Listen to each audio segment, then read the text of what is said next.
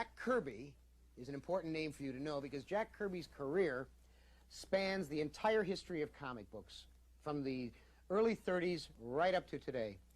Jack Kirby, when he began, had one of the most energetic styles of any artist. His work practically leaps off the page at you.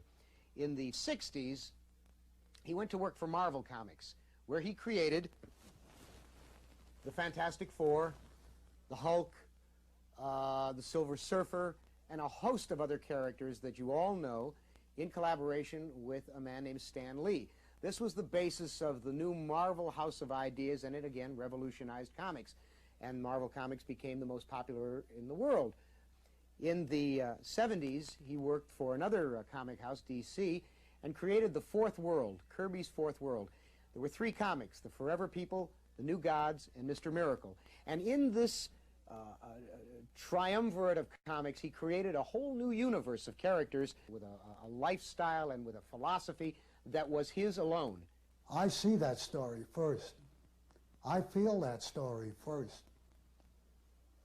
I know those people first. When I put them down, they've already lived. And I put them down as I'd like them to live on those pages. My stories are very sincere. My stories are people's stories. And there's elements in my stories that are very, very real. And it doesn't matter what the subject is. And I've done stories in a wide range of subjects.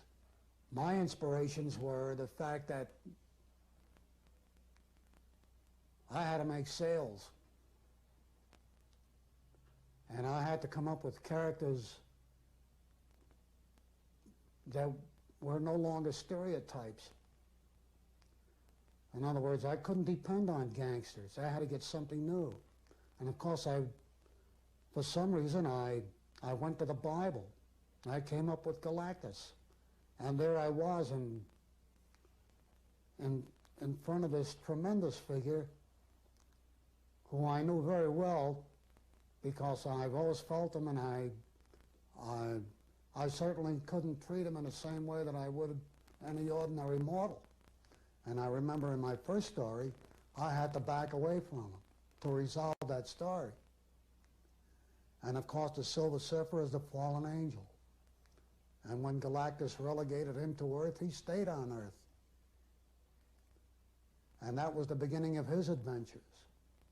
And they were figures that had never before been used in comics. They were above mythic figures. And of course, they were the first gods. And I began thinking along those lines. And the new gods evolved from those lines.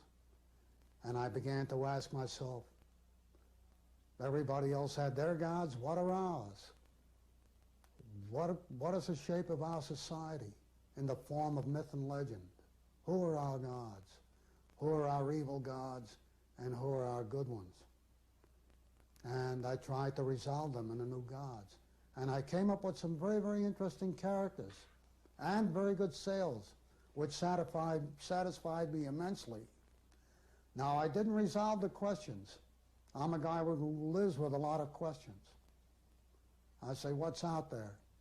And I try to resolve that. And I never can. I don't think anybody can. Who's got the answers? I sure would like to hear the ultimate one. But I haven't yet. And so I live with a lot of questions. And I find that entertaining. I find that entertaining. And if my life were to end tomorrow, it would be fulfilled in that manner. I would say the questions have been terrific. The comic book medium itself is special. It's something that was, that's a result of evolvement. From what I understand, the editorial comic was first. And then they added a few panels to that, and you had a comic strip. And they added a few pages to that, and you had a comic book. And what we can add to the comic book, we may have to think about that. So I believe that's the interesting part of the entire field. is to say, what is it?